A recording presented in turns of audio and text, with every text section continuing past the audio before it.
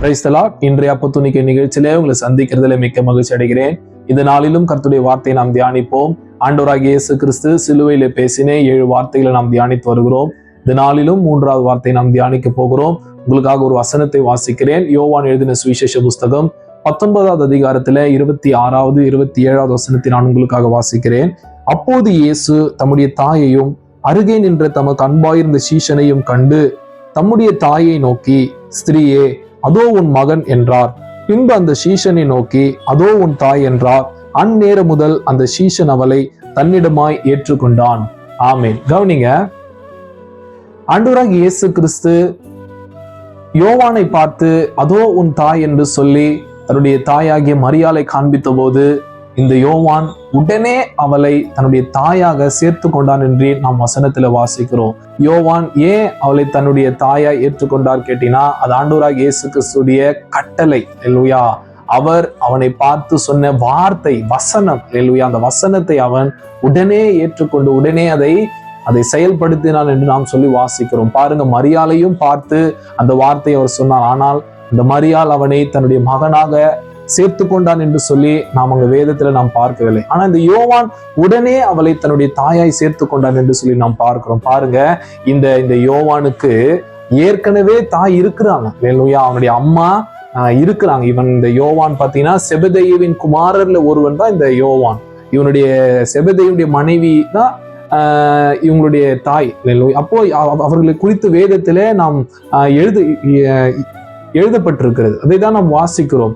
அப்போ அவனுக்கு தாய் இருந்தும் கூட மரியாளை தன்னுடைய தாயை அவன் ஏற்றுக்கொண்டான். காரணம், அது ஆண்டவராகிய இயேசு கிறிஸ்துவின் வார்த்தை. அல்லேலூயா. அவர் சொல்லிட்டார், அதனால உடனே அவன் ஏற்றுக்கொண்டான். இந்த யோவானை குறித்த வசனம் சொல்லுகிறது, அவன் இயேசுவுக்கு அன்பாயிருந்த சீஷன். அல்லேலூயா. இயேசுவின் மார்பிலே அவன் எப்போதும் சாய்ந்து கொண்டிருந்தான் என்று சொல்லி நாம் வாசிக்கிறோம். அவ்வளவு அன்பாயிருந்த ஒரு சீஷன். அல்லேலூயா. பாருங்க, ஆண்டவராகிய இயேசு கிறிஸ்து எல்லார் மேலேயும் அன்பு வைத்திருந்தான். அல்லேலூயா. அவர் யோவானை மாத்திரம் அவர் அன்பு காட்டல.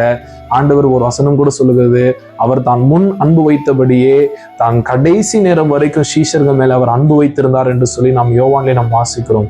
அப்படி இருக்கும் பொழுது ஆண்டவர் எல்லார் மேலேயும் அவர் அன்பு வைத்திருந்தார். ஆனா ஆண்டவர் மேல எத்தனை பேர் அன்பு வைத்தாங்க என்பது அவருடைய கட்டளைகளை கை கொள்வதில் தான் நாம் தெரிந்து கொள்ள முடியும். அல்லேலூயா.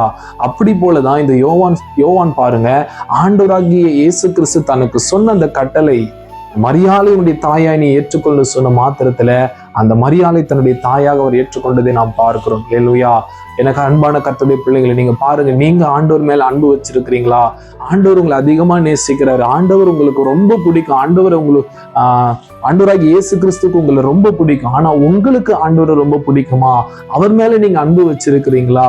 பாருங்க, நீங்க உண்மையா அன்பு கூறுவீங்க அப்படின்னா ஆண்டவருடைய வார்த்தைய நீங்க உடனே ரிசீவ் பண்ணுவீங்க, உடனே அதுக்கு கீழ்ப்படிவீங்க. அதுதான் உண்மையாக ஆண்டவர் மேல வைத்திருக்கிற அன்பு. அல்லேலூயா. நாம் நிறைய பாருங்க, I love you Jesus, I do love you Jesus, இப்படிலாம் நம்ம நிறைய சொல்லுகிறது உண்டு ஆண்டவரை பார்த்து. பட் ஆனா உண்மையா நேசிக்கிறவங்க என்ன பண்ணுவாங்க கேட்டீங்கன்னா, அவருடைய வாயின் வார்த்தை, அவருடைய வசனத்தை உண்மையாய் கடைபிடிப்பாங்க. அதுதான் உண்மையான ஒரு அன்பு என்று சொல்லி நாம் வேதத்துல வாசிக்கிறோம். யோவான் 14:21 சொல்லுகிறது பாருங்க, என் கற்பனைகளை பெற்றுக்கொண்டு அவைகளை கை கொள்ளுகிறவனே என்னிடத்தில் அன்பாய் இருக்கிறான். அல்லேலூயா. என் கட்டளைகளை பெற்றுக்கொண்டு அதை கை கொள்ளுகிறவனே என்னிடத்தில் அன்பாய் இருக்கிறான் என்று சொல்லி அதே யோவான் வேதத்தில் எழுதியிருக்கிறார். அல்லேலூயா. பாருங்க, அதே வசனம் இன்னொரு அதிகாரத்துல இன்னொரு வசனம் சொல்லுகிறது. யோவான் 14:24 சொல்லுகிறது, என்னில் அன்பாயிராதவன் என் வசனங்களை கை கொள்ள மாட்டான். அல்லேலூயா. என்னில் அன்பாயிராதவன் என் வசனங்களை கை கொள்ள மாட்டான். அப்போ உண்மையா அன்பு கூறுகிறவங்க ஆண்டவர் சொல்லுகிற வார்த்தைக்கு, வசனத்துக்கு உடனே செவி கொடுப்பாங்க, உடனே கீழ்ப்படிவாங்க. அதுதான் உண்மையான அன்பு. அல்லேலூயா. நாம் ஆண்டவர் மேல அன்பு கூறுகிறேன்னு சொல்லிட்டு அவருடைய வசனத்துக்கு மாறா நாம் செயல்படுவோம் அப்படின்னா நாம் ஆண்டவர் மேல அன்பு கூறலன்னு அர்த்தம், நாம் ஆண்டவர் உண்மையை நேசிக்கலன்னு அர்த்தம். அல்லேலூயா. இன்னைக்கு நீங்க உண்மையா நேசிக்கிறீங்களா? ஆண்டவர் உங்களுக்கு என்ன சொல்லிட்டு இருக்கிறார்? ஆண்டவர் உங்களை பார்த்து என்ன பேசி கொண்டிருக்கிறார்? அந்த வசனத்துக்கு நீங்க செவி கொடுத்தீங்களா? ஆண்டவர் உங்களுக்கு சொன்ன கட்டளைகளை, இந்த பாவத்தை செய்யாத மகனே, இந்த பாவத்தை செய்யாத மகளே என்று சொல்லி ஆண்டவர் உங்களை பார்த்து வசனத்துக்கு நீங்க செவி கொடுத்திருக்கிறீங்களா? நீங்க செவி கொடுங்க. நீங்க உண்மையா அன்பு கூறுவீங்கன்னா நீங்க உண்மையா அந்த வார்த்தைக்கு நீங்க செவி கொடுப்பீங்க. கர்த்தர் தாம் உங்களை ஆசீர்வதிப்பாராக. ஆமென்.